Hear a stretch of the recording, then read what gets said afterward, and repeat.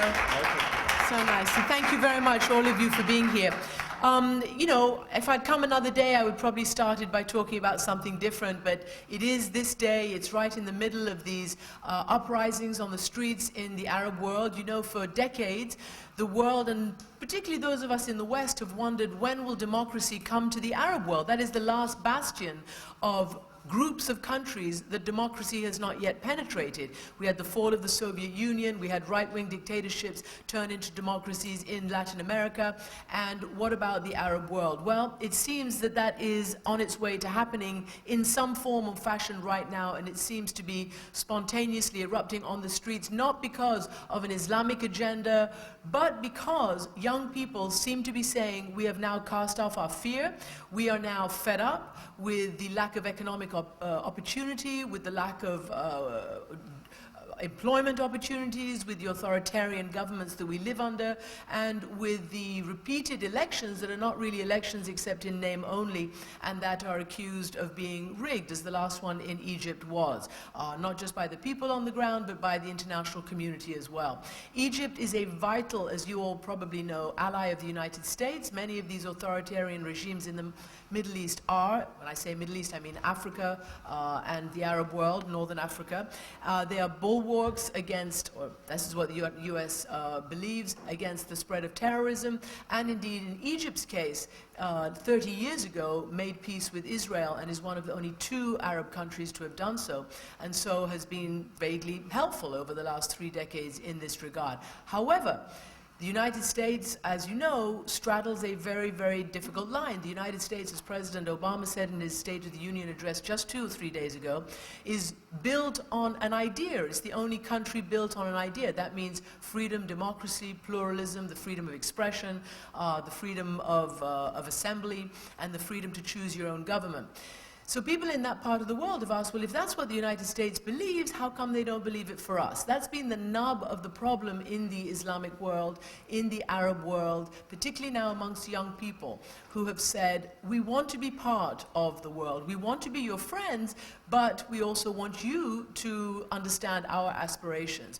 And now, as you can see from the statements that are coming from the White House and the State Department, the US is caught somewhat by surprise, somewhat uneasily, doesn't quite know what to say publicly, seems to be in parts trying to straddle a line between their allies, which are the governments in power, and the will of the people.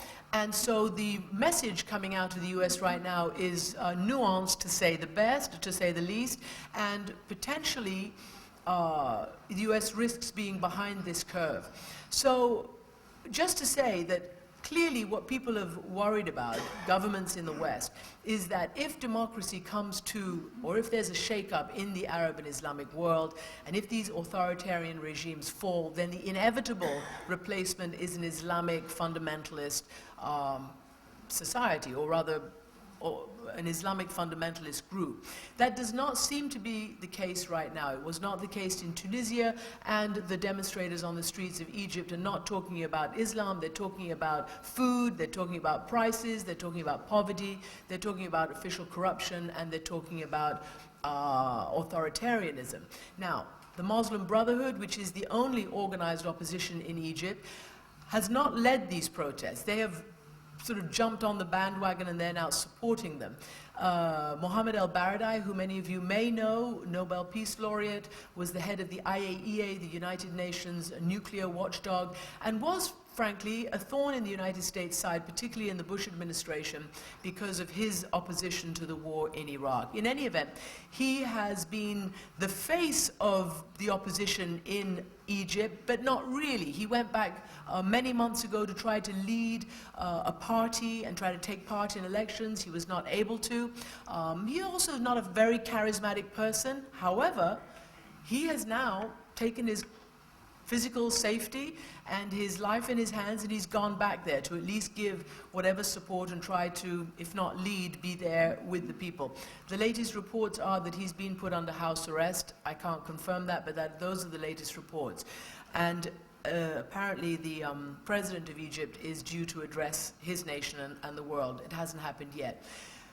But what about our responsibility as journalists? Certainly CNN is doing a good job, CNN International is doing a good job, the BBC is doing a good job, Al Jazeera is doing a good job, both the Arab and English networks. But what about our responsibility to tell you in America, those of us on broadcast networks, what is going on there? And why does it matter? It matters because Egypt is an ally. It matters because Egypt is the recipient of more than $1 billion of aid, of US aid, and it matters for the very simple reason that this is the aspiration of the last set of block of people to struggle for their own democracy. We don't know how it's going to turn out, but we certainly need to be explaining it. We certainly need to be telling you the story and to explain. When I say you, I know many of you come from different parts of the world, but the American audience, particularly why this matters. We're very fortunate at ABC to have, you know, we are the heirs to a very internationalist broadcast. Peter Jennings was famous for his international reporting. Ted Koppel, when he was at Nightline, famous for his international reporting and spotlight on what happened in the rest of the world. But sadly, around the media spectrum, wherever you look around the dial or on print, foreign news is being cut back. And that's a function of economics, and it's a function perhaps of what people think the audience wants. And so it makes it much more difficult.